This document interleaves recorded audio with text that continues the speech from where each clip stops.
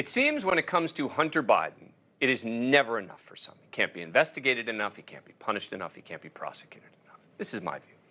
And now, of course, this week's announcement of a plea deal on 2 counts of willful failure to pay federal income tax and 1 count of possession of a firearm by a person who's addicted to a controlled substance, not enough for many, in particular on the right.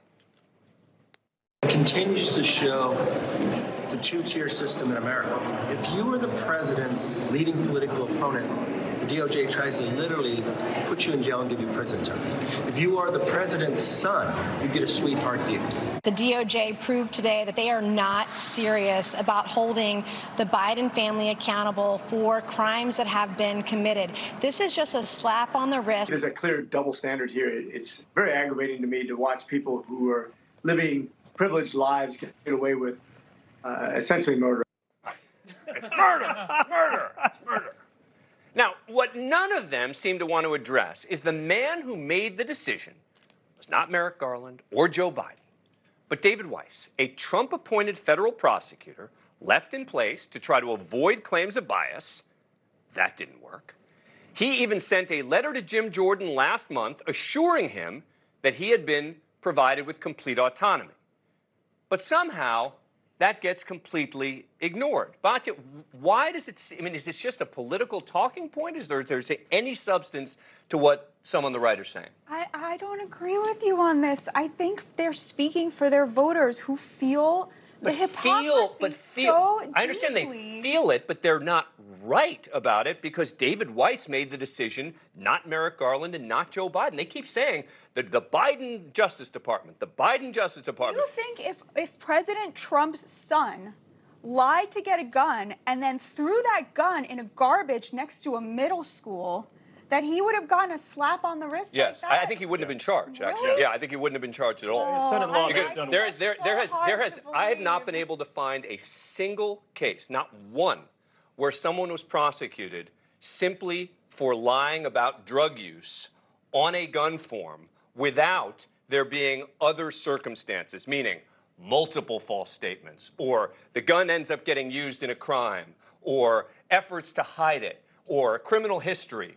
You don't have that, and I have not been able, there may be, I'm not saying it doesn't exist, but I'm saying I haven't been able to find a single case where someone was prosecuted on that gun charge. People very correctly think that this was an attempt to shut this whole investigation down so that more embarrassing things was David Weiss, so Weiss was involved in that. So Weiss was involved in that conspiracy to shut it down. I'm telling you what I think people think. Well, I know people think that, but I'm trying to break them out of that. I think the reason that feels legitimate is because we also know that all of this stuff has been coming out about Hunter Biden and his father and their business dealings and him saying he's sitting right here when he's on the phone with these Chinese people and the payments from Burisma. And you cannot see that covered on the liberal media. You turn on the liberal media and no one will talk about it. So there's this feeling there's like all of this, this ne'er-do-well is getting away with murder. The number of specials I've done on Hunter Biden, digging into every piece of the Burisma, criticizing the media for not covering the Hunter Biden story more, criticizing the media for not recognizing the significance of the laptop, et cetera. But yet, here we are, and I'm not saying Hunter Biden shouldn't have been prosecuted. I'm not saying Hunter Biden should have, this is an outrage. This isn't an outrage at all. The guy's clearly guilty of these particular crimes.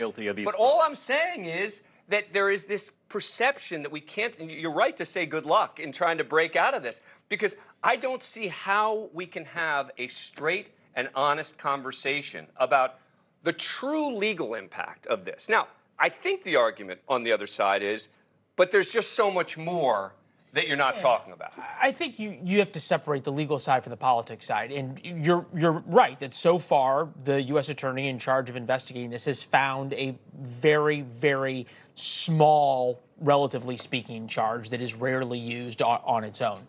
For Republicans, there has to be more because they've promised their voters there was going to be so much more, right? So they have to speak to this idea of a double standard. Thank you for watching.